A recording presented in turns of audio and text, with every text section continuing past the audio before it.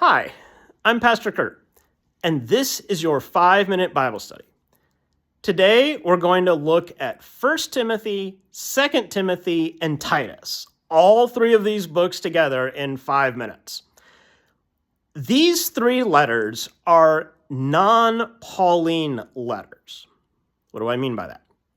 These are letters that were not originally written by Paul, but they claim to be written by Paul. I touched on this in an earlier video, that there are some letters in the New Testament that are genuinely written by Paul, that there is no debate among scholars about Paul's authorship, things like Romans and 1st and 2nd Corinthians, those kind of letters. But there are some, like these here, that are not actually written by Paul. Instead, they were written in his name. Now, why would somebody do that? Why would somebody write a letter and say that they're Paul when they're really not? Well, it's to give authority to what they say. Let's say that nobody really knows who you are, but you say this thing, and then you say that this was said by so-and-so. Think about quotes that you might read online. Maybe it's a quote attributed to Abraham Lincoln or C.S. Lewis or Mother Teresa. People like this. You read the quote and you see who said it and you're like, oh, this is something important. And it's important because of this person. Maybe that person didn't actually say the thing. That's the way it works with these non-Pauline letters. They are attributed to Paul, even though he didn't actually write them. And they are attributed to him so that people kind of pay attention to them. Now, even though they weren't actually written by Paul, they do still have some important things to say. Like those quotes you read, even if they weren't actually said by those people, the quote can still be a good quote. In these three short little books here, we hear them, the first two being addressed to Timothy. Now, Timothy was one of Paul's traveling companions. So Timothy was a real guy, but these letters weren't written by Paul to Timothy. And maybe they weren't even addressed to the actual Timothy. Maybe it's like hypothetically what people might have said to Timothy. In any case, the advice here, or the words here, is to continue to live out your faith, to avoid false teachings, and to keep proper order in the church. So it's very kind of practical, everyday stuff here, but it's important. It's important because we can be a model that others can follow.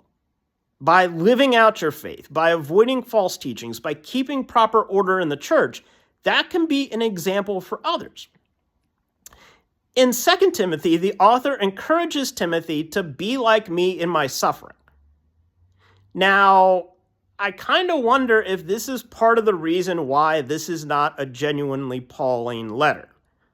Because there were earlier times that Paul says, I would want everybody to be like me except for my sufferings, except for my chains. Think back to Acts.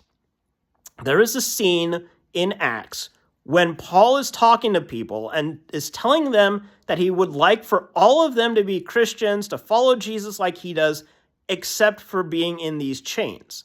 Because he was quite literally in chains. He was arrested and bound up. Here, in this second letter to Timothy, the author is talking about be like me even in my suffering.